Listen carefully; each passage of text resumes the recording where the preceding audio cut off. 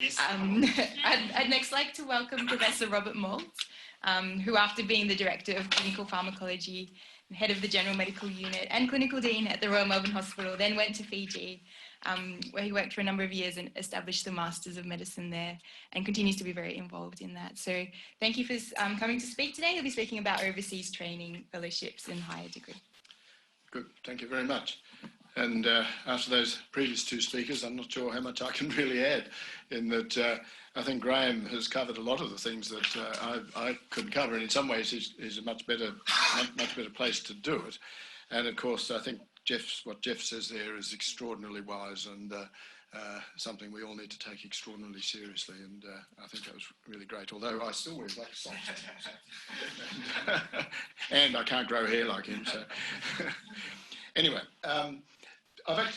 the initial title I was given was Overseas Opportunities for New Fellows and Advanced Trainees, which is just a little bit different from I think, the way it was advertised, but I'd already prepared it as Overseas Opportunities, so that's what I'm going to talk about.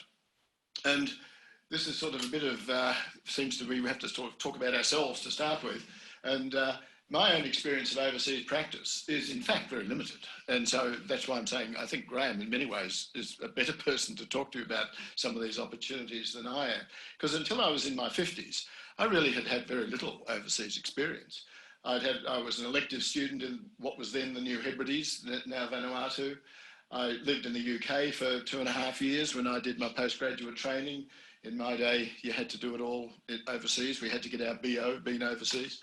And that was there was no specialist training in Australia. It seems extraordinary now to look back and sort of say, but when I went through, you could not do specialist training in Australia.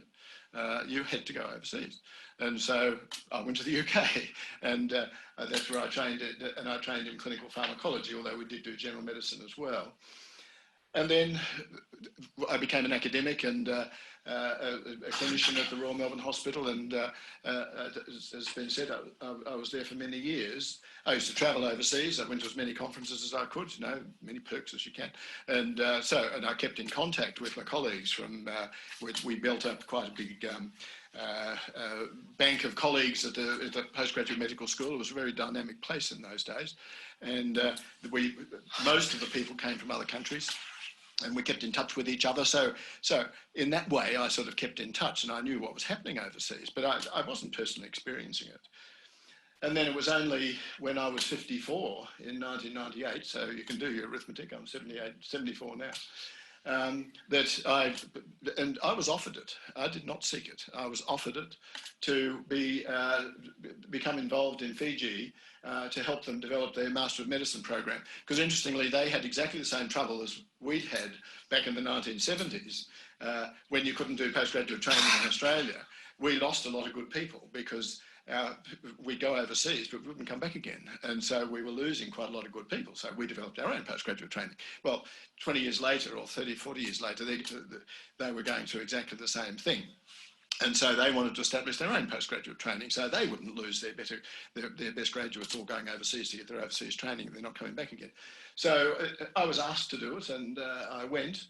And I enjoyed it very much. So then I decided, well, I think I'll stay here rather than go back, because it was only initially 3 years. And so I became the Professor of Medicine at the Fiji School of Medicine, and I acted as the Dean there for a year before I retired in 2009. So my experience is very much in late career rather than early career. So that's, again, why the relevance for you people may not be quite as great. But I suppose I've got at least some experience in that I got quite a few people asking me, because I was there and I was working there and I was sort of well established there, I would then get communications from people in Australia saying, hey, might I be able to get a job there, sort of thing. So, but I was looking at it from the employer's point of view rather than the employee's point of view, sort of the people coming. I was looking at it from the, well, can we use this person? Is this person actually going to be useful for us? So in a way, I think that is probably a perspective that might help you. Since 2009, I have continued to visit. I go back quite regularly to Fiji to assist with their teaching and clinical programs, although I've just stopped that because I feel as if I'm too out of touch now. And I've visited most of the Pacific Island countries at one time or another to help them with guideline development and updating essential drug lists. Since I retired in 2009, I've been very involved with therapeutic guidelines that you might have heard of, and so that's been sort of my main sort of post-retirement job, and so I'm sort of all into guidelines. And so I've been helping the various Pacific Island countries with their guidelines. So that's my experience. Now, when I was thinking about this and trying to put it together, it's overseas opportunities is such a huge sort of a thing. What does overseas mean to you is the first thing. That is an advanced country or a developing country. I mean, there's a world of difference between thinking I might go and work in the UK or I might go and work in the US compared to I might go and work in Vanuatu or I might go and work in PNG. I mean, they're worlds apart, and from your reasons for doing so are likely to be totally different. Perfectly valid, but your reasoning will be different. And so you've got to sort of ask yourself, well, what are your broad aims? Are you thinking of it to broaden your horizons, just to get general experience of living and working in another country, which is fine, that's good, that's perfectly okay. Are you altruistic? Do you, and I think quite a few people are, which is very praiseworthy, that you actually feel as if you want to try and help the people in those countries, and you feel I can actually do something, and I would actually like to go and see if I can actually help them, and that's very praiseworthy, as I say. You may have particular skills. You might be able to sort of do gastric biopsies or some sort of special sort of endoscopic procedure or something like that you think might be useful, and you know that people in those countries can't do them, so you think that that's something where you actually have a skill which would actually translate into assisting those people. Are you doing it for the personal thing, the sort of thing that Graham Maguire talked about, which I support completely, about that you're doing it actually for personal development, you're doing it for yourself, and to obtain clinical experience in your area of expertise, more general experience. Do you want to get further qualifications? If you want to go to the US or the UK, it might be that you want to get a PhD or some, but it might be a sort of a more specific qualification of the ability to do some sort of special procedure or something like that, which actually comes with a bit of a piece of paper saying, yes, you are qualified to do this sort of procedure.